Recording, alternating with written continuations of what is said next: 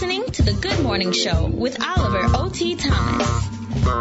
Welcome back to The Good Morning Show, Oliver O.T. Thomas. Oh, Yellow Man, as always, thank you so much. Appreciate you calling in. Appreciate you, Wayne, and appreciate you actually being a student of the issues you study and offering your opinion and spin. And, oh, Yellow, thanks for being open-minded, man. I appreciate it. But all our listening audience, I tell folk, I'm on a lot of panels. I do a lot of Q&A, whether it's universities, business folk, political folk, community folk, and I don't know that there's any more challenging and informed group, or more diverse group, than the callers and listeners here at WBOK. And I think maybe that's a tribute to the station because we do our news differently. We do it raw. We're not trying to filter it. We're not trying to sensationalize it. We're just giving it to you the way it is, the way it's presented, and the way an independent study says it ought to be presented. And talk about the way it's presented. I don't think anyone presents is a greater advocate for small business in this region than Mr. Quentin Messer. The last time he was on the show, people enjoyed the segment. I couldn't wait to get him back, especially in light of some of the other news that we've gotten. Quentin, man, welcome back to the Good Morning Show. Hey, thank you, OT. Appreciate it, and congratulations. It's been a while, but 7-month-old now. Man, hey, yeah. Shout out to God's grace, and we obviously want to keep the folks in New Orleans East and others who were affected by the tornadoes in our thoughts and prayers. But because at the end of the day, economic development is about people. It is. And Q, I hope you don't mind me calling you No Q. problem, man. I want to start there, and then I want to get to, what's happening. You do such a good job of letting people know, hey, look, there's always challenges, but these are the areas where, where we see growth, where we see opportunity. This is the good side of the track. But let's start with the tornado, right? Mm-hmm. There's a political tornado in the world today around a lot of uncertainty with business around the country. We see some good signs with the stock exchange sometime, but given some of the messages we're getting out of Washington, people are still in a wait-and-see mode.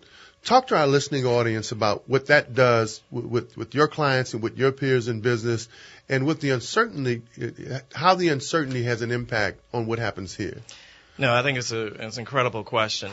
There are three things that people should really be thinking about. One is, for all the president's quirks, he is an entrepreneur. Mm-hmm. And I do believe that you're going to see an emphasis on small business and the fact that there is going to be support for entrepreneurs. Now, we don't know what the dimension of that is. Will that be this promised infrastructure spend? Will he be able to get that through Congress? He's burned through a lot of political capital. Right. But on the local level, I think there is an opportunity to really focus on what I call Main Street small businesses. A lot of times people say, well, why don't we have this type of restaurant, or why don't we have this type of store? And if you look at national trends, retail is hurting. I mean, Payless Shoes just declared bankruptcy, closed 500 stores. Macy's closed 70-plus stores. The Limited has declared bankruptcy. But people still have demand for shoes and clothes. They're getting them somewhere. They're getting them from somewhere, and that means that there's an opportunity for local businessmen and women mm-hmm. to fill that void. Mm-hmm. And I think that's a tremendous opportunity that people need to capitalize. The same with dining options as well. And last, I read an interesting tidbit in the Wall Street Journal this morning. Tesla Motors now has a greater market cap than Ford. And they were founded exactly 100 years after, which tells us that really getting involved in the knowledge sector, mm-hmm. whether it's creative digital media, whether it's taking advantage of the tremendous opportunity in bioinnovation. Shout out to Dr. Davis, who's doing a great job in New Orleans East Hospital, really figuring out a way to do that type of activity is going to be critically important, particularly for people of color. Because if you look at where wealth is being created, 70% of the IPOs in 2016 were in technology and healthcare. And Quentin, I want you to hone in on that because we did a segment here not too long ago, and I think you're absolutely right. It is one of the tougher areas of challenge, but it offers one of the biggest areas of growth because I think one of the statistics said that HBCUs and universities are graduating about 7% of people in technology, but they're only working in the industry to the tune about 3 or 4%. So that's a major area of opportunity there. Yeah, there's some barriers. There may be some discrimination. But when you talk about opportunity, untapped resources there. No, I think you're absolutely right. The good news is that doing NOE, which happened, if not last week before last, the Delta Regional Authority, shout out to can I do shout-outs? Absolutely. No, absolutely. Shout out to co-chair of Delta Regional Authority, Chris Massengale from Arkansas, who put together a group of folks who actually had an HBCU-focused entrepreneurial technology challenge. So he actually afforded folks from whether it was Southern University or Alcorn, I think there may have been folks from Dillard and Xavier participating, a number of them exposure to investors. As I tell people, I've been black for almost 50 years, and hopefully I'll be black for another 50 years. Right. And I just refuse to believe that God put all of us on earth and not afforded us a place, a vision, in order to see some success, some prosperity while we're here. And I think a lot of times it's how we talk. I mean, the world was created by speaking into the world. We have to speak life into things. There was and has always been tremendous black entrepreneurs, Madam C.J. Walker. Right. I mean, there are we just have to get out and get it. The same way that we get it in other dimensions of our life, we just have to attack it in the same way for business. While you're on that area with the universities, I think one of the probably most popular segments of the Bayou Classic now is that business networking session that they do where they bring entrepreneurs, business people, and students together. That is one of the fastest growing segments of the Bayou Classic. And kudos and shout out to the two universities for focusing on that while they're focusing on the Battle of the Bands and the game. No, you're absolutely right. I mean, at the end of the day, the ultimate color is green. If you can figure out how people can gather and accumulate more green, you could be a Martian with a propeller on your head. Well, that's because when we've seen that. I mean, Madam C.J. Walker became a multimillionaire in a time that was infinitely more challenging than anything we're dealing with today. And we can go with A.G. Gaston or a number of other people, and they just went after it. I mean, in spite of. And you may say, well, why do we always have to be the people that have to operate in spite of? That I don't know, but I know that because we are here and because we're his, I'm going to go after and get mine. Q, there are some who say, intellectuals and historians from our community, who actually contend that during the toughest times is when we rise up the most. They're saying, given some of the uncertainty right now, given some of the challenges right now, given some of the racial and gender angst out there right now, is actually the best time to rise up. No, I mean, and New Orleanians broadly, regardless of race or class or gender or religion, but particularly black folks, have been resilient. We've proven that time and time again. But I think a lot of it has to do with we have assimilated and ascribed certain falsehoods about our own self. I mean, one of the biggest things, and I don't want to get on this riff, but one of the big things is the falsehood about what happened in slavery. Africans were kept in slavery in part because physically we were the only people who could survive it. But real talk. I mean, and so the other groups that were enslaved over long periods of time, they died. They did not. It didn't work. They couldn't resist. It didn't work. And so what that tells me is what some have said. Well, there must have been something less than or subhuman. Means no. There's actually something more than. And I think that, I'm a Christian and I'm unapologetic about it, but I think that the biggest challenge, I think there are a couple challenges facing. One is I think there is a undiagnosed level of post-traumatic stress disorder from the tragedy of Katrina and certainly compounded by Still. And I think it's affecting a lot of our young people. And so I think that one of the things we have to do is really make sure that we win the minds of our young people every day. And because if your mind is entrapped, you can have all the money you want. But you just can't fully capture the opportunity. That's interesting that you say that, Quentin Q. And I appreciate it because Also you're a clinical social worker, one of the top behavior specialists in this region, Victor Sims, who does our segment on Mentally Speaking, Dr. Eric Griggs, have all called for Cora Airbear major trauma research in this area. Carl and Victor Sims and many said we ought to have a trauma center here. So even as a businessman and someone whose job is to promote business, you see the need for that. Oh, absolutely, because at root, we are only as able to be economically competitive, economically engaged as our minds will allow us to be. And I think some of the challenges that we have, whether it's in public safety or continued underattainment in education, is not because people are criminal. They're not. It's not because they don't want to learn. That's not the case. It's because people have undiagnosed trauma. Think about so many young people who were between the ages of 5 and 12 during Katrina. Very sensitive periods of a child's education. Think about going through that. And think about even how you respond anytime there's rain. Right. Or simple things like that. And if you've not had the opportunity to talk to a professional or make sure that you're receiving the proper assistance that you need, you are dealing with something that prevents you from optimizing who you are. Before we get into business growth and some of the sectors that you recommend in the region, let's talk about a couple of reports that came out. The Brookings Institute report that talks about our continued challenges with standard of living.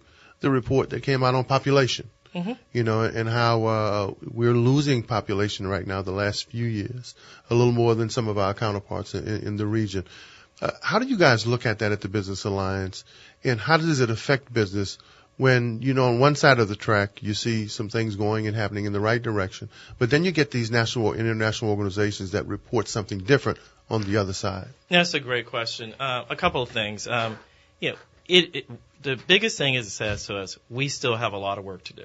We cannot check the box and say just because there's been tremendous growth in hotels and restaurants, and we have a growing and emerging technology sector, and NOE's doing well, and we have this airport expansion. We are not going to be successful until New Orleans works for all of its citizens, regardless of what ward you were born in. And we need to make sure that there are opportunities for upward mobility. And so the Brookings study underscored that.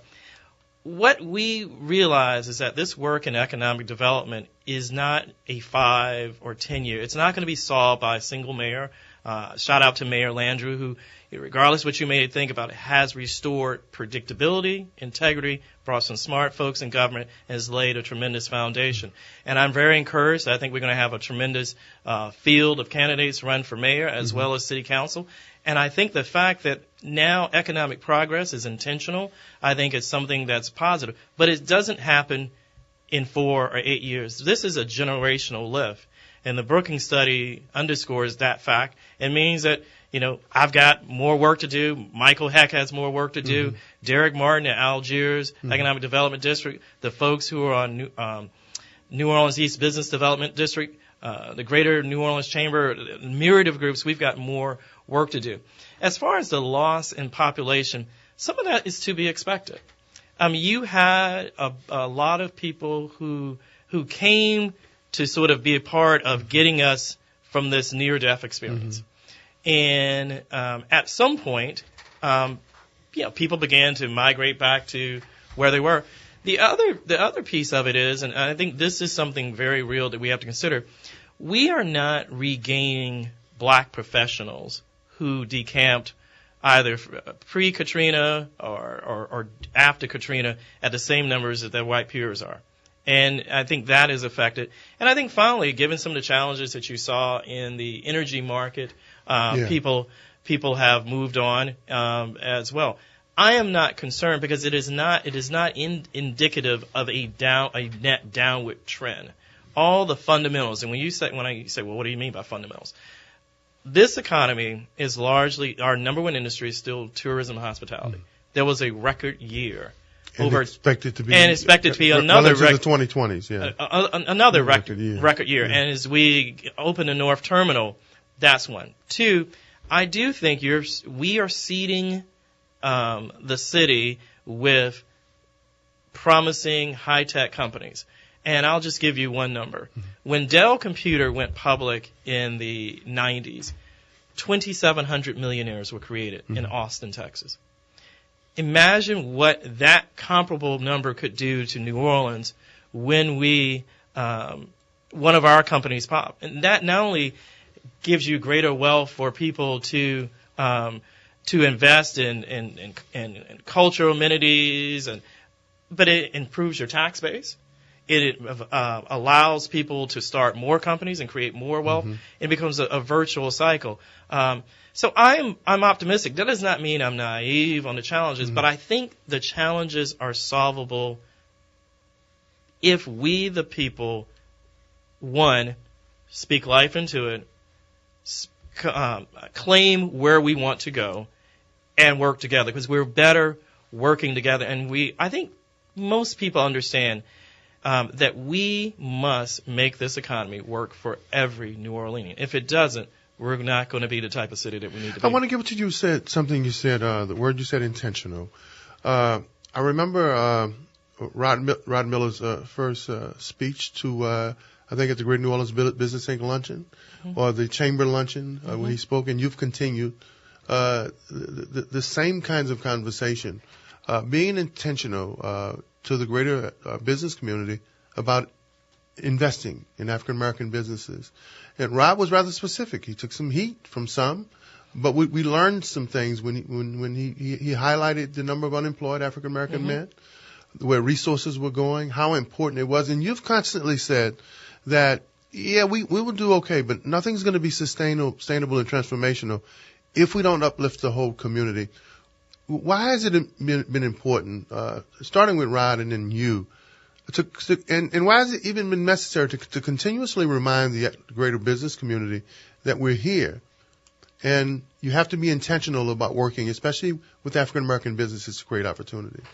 That's a great question. I think in part because we're about to be 300 years old next year. So as an older city with an older economy, you have businesses that have been around 100 plus years. And the world was radically less global even 30 years ago. And so you have to, if you're going to compete with companies in India or China or South Africa or Brazil or wherever you're going to compete, you got to have all the players on the team. It's almost like, you can't play football if you only using 7 of your people. Right. Or, if you hear in football, the great coaches say every player has to win their position battle. And every player means whether I'm black, I'm white, I'm transgender, I'm homosexual, I'm Jewish, I'm Gentile.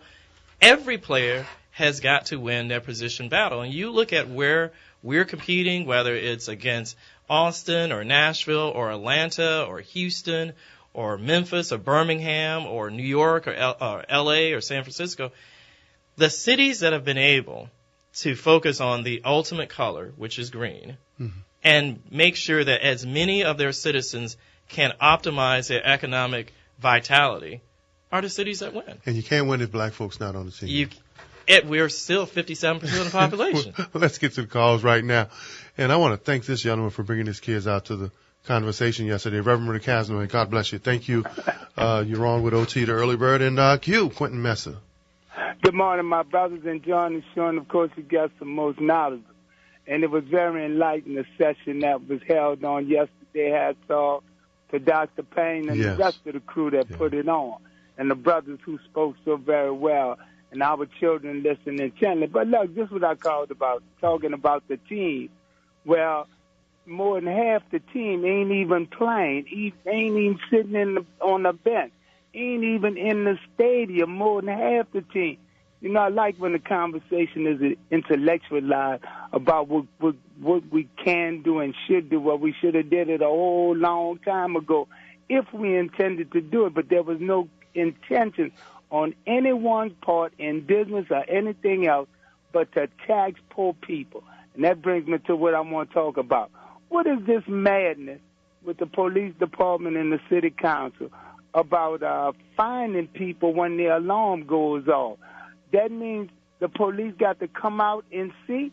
They don't come out and see nothing else. It's a 2-hour wait or more for police to arrive on virtually anything. And just because you got to show up in the neighborhood because the alarm goes off, you better believe people glad to see you when you show up anytime. And then you want us to pay for that? You got to be losing your mind. And, you know, the mayor gets a lot of credit for a lot of things. I'm not one that gives him all that credit because he left too many people out, and those people who he left out look like me. I'm going to hang up and listen to what y'all. I'm going to do what I do. See you at the round table.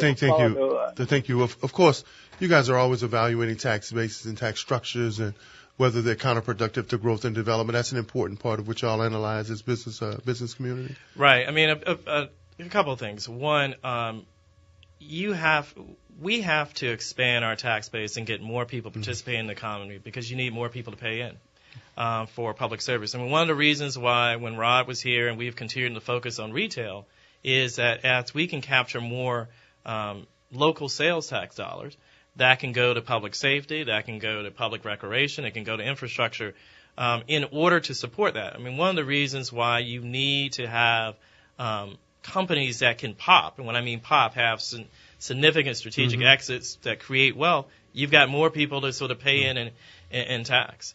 We're going to go back to the next caller. Line 2, Alvin, you're on with Quentin Messer, President and CEO of the Greater New Orleans Business Alliance. Hey, morning, y'all. Hey, Q. Good to see talk to y'all this morning. Thank you. And I kind of want to just reiterate kind of what y'all were talking about a little earlier and what the past caller just talked about.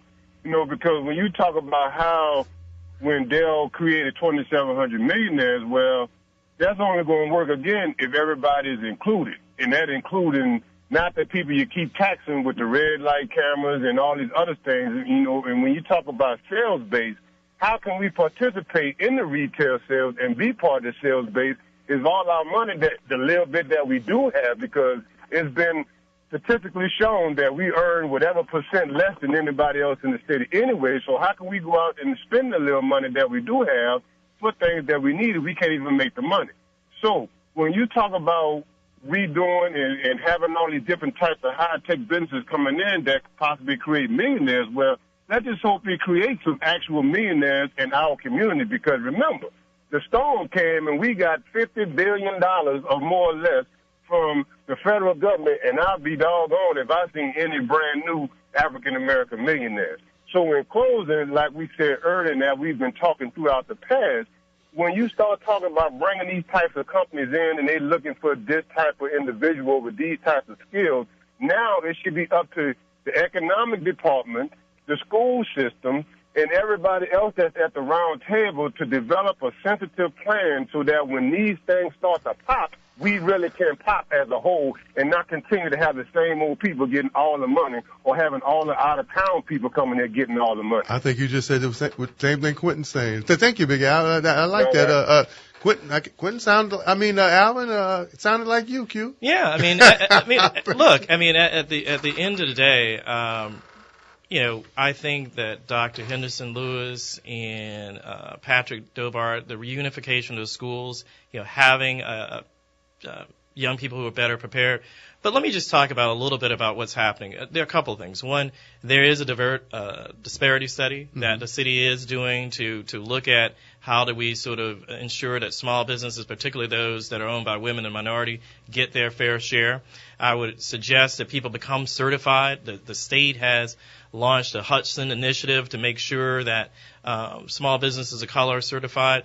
There is now bonding assistance for contractors, and people need to avail themselves of the opportunity. The website is www.opportunitylouisiana.com, and that is the State Department of Economic Development, and they have a page focus on small businesses that I would encourage folks to check out.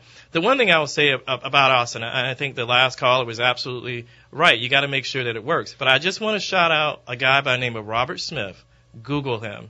He is the quietest black billionaire, and he lives in Austin. Right. And he's one of these brothers that minded his business, made things happen, and now is reaping the tremendous business benefits. The opportunities out there.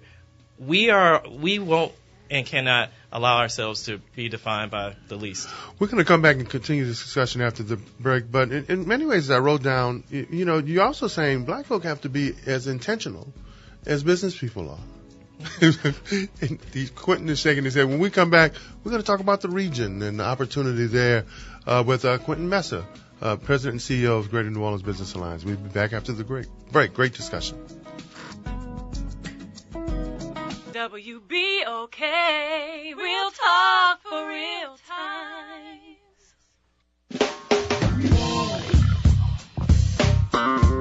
You're listening to The Good Morning Show with Oliver O.T. Thomas. Welcome back to The Good Morning Show. Oliver O.T. Thomas, the early bird. Yeah, the lines are lit up. People are tweeting and texting. Man, if you don't want to call in, stop texting me. Text us at the WBOK text line at 318-599-9265. Give us your ideas, man. He's on every time we have a great segment, a great wide open discussion about business and opportunity. Quentin Messer, President and CEO of the New Orleans Business Alliance, man, as always. Thank you. Thank you, my friend. Appreciate it, OT. And we're going to get to the lines right now. Line 1, Eric, you're on with Quentin Messer. Hey, God bless you. I'm enjoying the show. Hey, God bless you. Yeah, I'd like to see the city take more advantage of its natural resources. We're a city surrounded by water, but we don't have any major beaches open in the city, or splash parks or water parks. Look at a place like Orangeburg, South Carolina, which is inland, but yet they have a splash park, and I think the city owns it or they funded it, and the YWCA or YMCA manages it. So between that joint venture, they have a water park. So what's keeping us from having major water businesses or family-fund businesses in the city of New Orleans when we're surrounded by water? Good question. That's a great question. Yeah, it really is. Well, I think there are a couple of things. I think one, and I think you see GNO Inc. and the city and others are making a big push to sort of figure out how to leverage water for sustainable environmental and develop a water industry.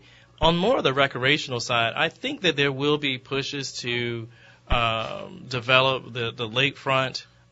Especially with the whole coastal investment right now. I think that's going to be a natural outgrowth. I think it's going to be a natural outgrowth. But the one thing I would say, and this does relate, elections have consequences. And when people voted out Senator Landrieu, who really was very strong, a forceful advocate for Louisiana, could get the Intercontinental Shelf legislation, billions of dollars. Exactly. To Louisiana. And when you don't have folks who are going to fight for you in Washington, now earmarks and all that have a bad name. You can't even really do that anymore. But when you don't have people able to get those research dollars to research and understand how you can leverage water, you're not going to have those dollars that sometimes have to incent private investment to create those water parks and those other things. So it all relates, but I think you make a great point. And I would say within the next 5 to 10 years, I think you're going to see greater use of the lakefront. I think there are going to be other opportunities. I can't tell you there are going to be 50 splash parks, but I do think that you'll see a number of them because I think people are certainly thinking what you're doing. And maybe, Eric, you'll be the one to open it up. And that's a whole other issue too. How blacks can get involved in that whole venture too. But it's just the immediate thing. We have Lincoln Park just sitting there idle. Could the city or the state Eric, open that up without relying on the federal government's action? Eric, your question is very timely, and let me say that there are major discussions that are bubbling up and brewing about how we live with water now. Sally Ann Glassman, Press Kapikoff's wife, she does her water conference every year at the Healing Center. There's a Tulane study about the Mississippi River. There are conversations right now about how we continue to survive with the bend in the river.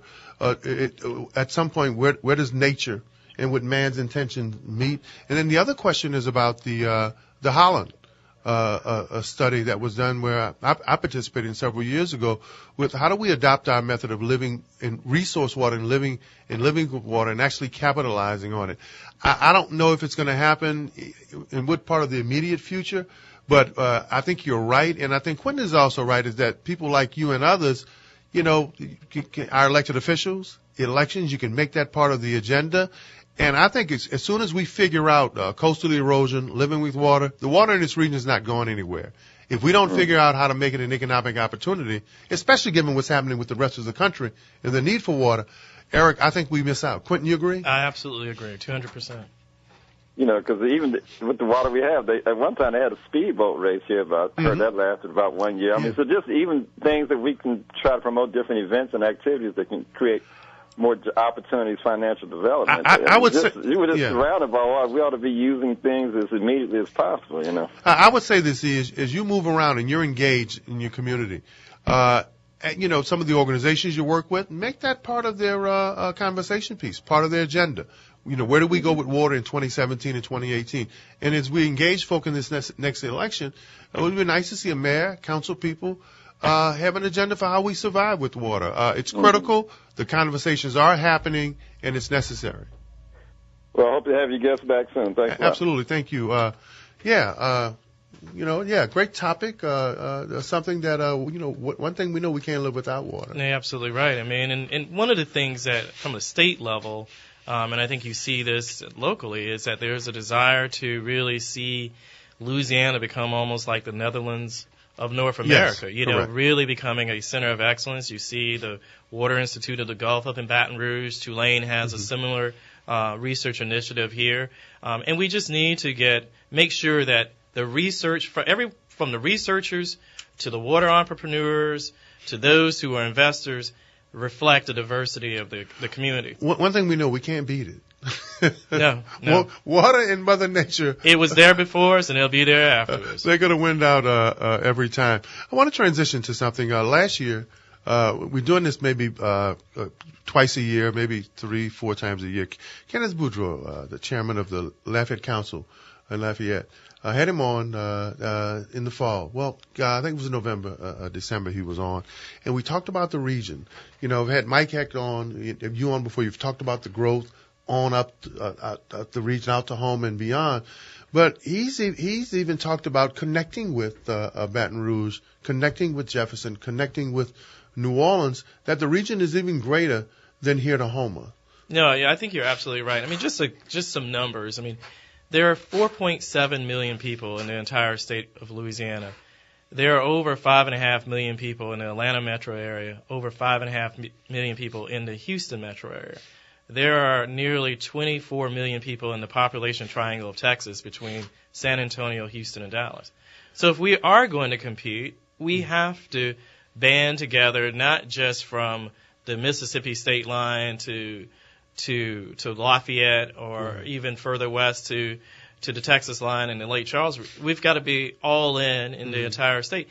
And the good news about it, people will say, well, you know, God, those numbers don't work. But the thing about it is, Louisianans, and particularly New Orleanians, have always punched greater than their weight. Mm-hmm. And there's something about having a city that's globally iconic, globally recognized, a city that gave Texas and Georgia doesn't have that. No, they don't. I mean, you know, I was telling someone the other day, Houston, the fourth largest city, Houston they're doing very well. Don't hate the player, hate the game, you know. Right. But the point is, they are trying now to convince people that they're a cool city. New Orleans doesn't have to do that. We don't have to convince people of that. It just is. And now we have to convince ourselves we can be a serious city business. And for business, that's one of the reasons why we at the Business Alliance launched our Why NOLA campaign. And we're really trying to get voices of the community to say, hey, we can grow and create successful businesses I have to stop you there. I want to continue back, but you said something important here. And then our people need to hear this, is that using our authenticity and our uniqueness is an opportunity to build on for business. I think we forget that. No, I think too often. No, you're absolutely right. I mean, one of the things Nashville allowed itself to realize, you don't lose the artistry if you try to commercialize and take advantage of the fact that they had country music and increasingly gospel music. And they created an incredible industry. And that's the challenge for us. And one of the reasons why we and my colleague Louis David is focused on music tech and food tech. Let's take advantage of what we are. We are the only city that created a global music idiom and a global cuisine. Mm-hmm. Imagine that. Right. Jazz and Creole. Uniquely identifiable as to no other place but here. Right. And we need to now leverage that into the 21st century by getting into food tech. And we're seeing increasing efforts. And these things don't happen overnight. I mean, I just want to give people a sense of perspective. People talk about North Carolina, the Research Triangle. They began investing in that in 1959. Through good and bad times, bad taxes, high taxes, low taxes, it's been over a 50-year push. Right. And we have to be sustained and begin a program that we're going to invest in year after year after year. And you can't sort of be blown or dissuaded. You have to sort of see the goal, have the steps, and be prepared to make those sacrifices in order to get there. Before we get into some of the recommendations, different sectors and area of growth, and like you usually do, you tell people where they should be looking. I have to deal with this. I was just texted, is that listening audience wants to know challenges with crime right now. I was reading the report earlier that said, the caption said, numerous people killed and shot in the city. As a businessman, while you're selling our authenticity, while you're using our strengths to attract business and growth, talk about the conversations in terms of where we are with crime right now and the impact that has. No, I mean, any level of crime is unacceptable. I think Superintendent Harris and his team are working diligently, and they have made tremendous strides. But at the end of the day, it goes back to the ability. We talked about a little bit in the first segment about the mind. A lot of some of what is happening from a public safety standpoint is our inability to resolve conflict. Our inability to de-escalate conflict, which is a condition, and I'm grateful for educators who are helping young people deal with that, the ability to de-escalate. Property crimes typically are a function of people desperation, right. Separation from economic opportunity. So you have to make sure that you have opportunity at every stage. Not everybody is going to come out with a bachelor's of science and be able to go and code, but we have to have a job for people that, hey, I've got my GED, but I need something to support my family. And there are those opportunities. We need to connect folks to that. I think that the Network for Economic Opportunity, that's a part of the mayor team. Shout out to Ashley Gardier. She's doing tremendous work, has been helpful for that. There's still work to be done. She's connecting a lot of the dots that if we continue to work in those areas are going to pay off down the road. No, you're absolutely right. Yeah. But look, the level of public safety is a challenge, but we need to keep it in perspective. Unfortunately, a lot of urban areas have these challenges. But it's, again, how you discuss them, how you address them, make sure that you put them in context.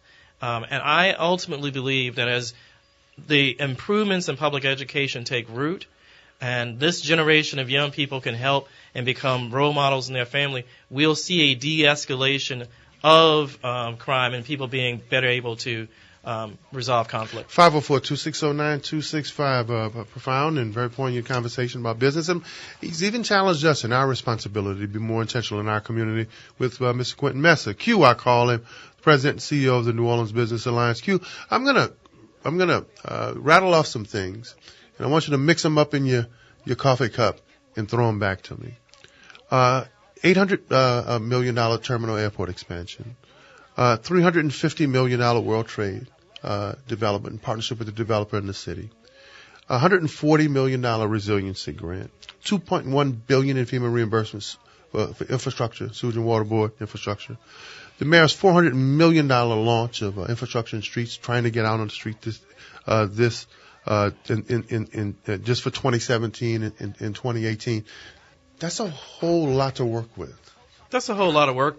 But the biggest thing is, and we're seeing those businesses that have the capacity to take advantage of those opportunities are winning.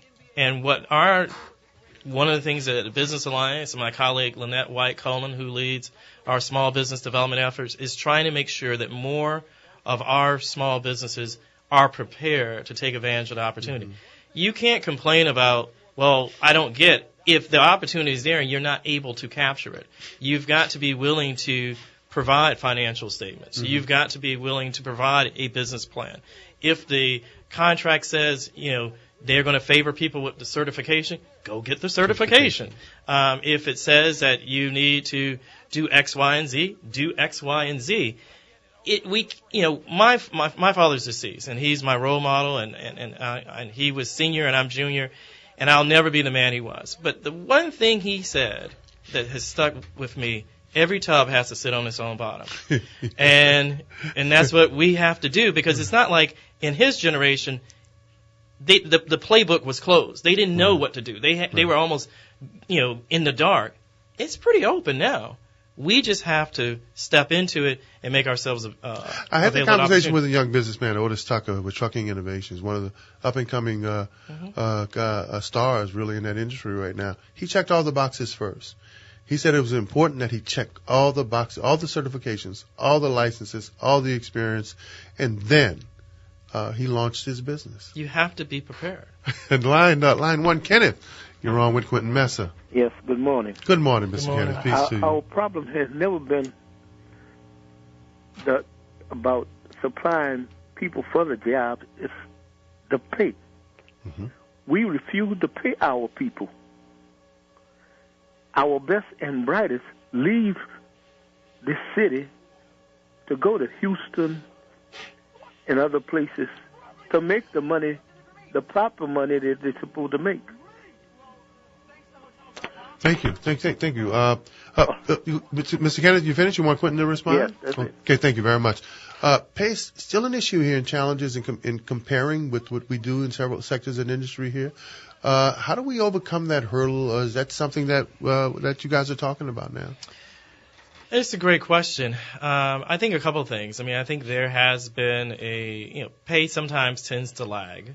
That's just not New Orleans things. I think that's a national thing. But I think as you get competition, as companies from outside the region come in and be able to bid up the demand for talent, then you're going to see wages rise. And I also believe that we continue to be a low-cost city, relatively speaking.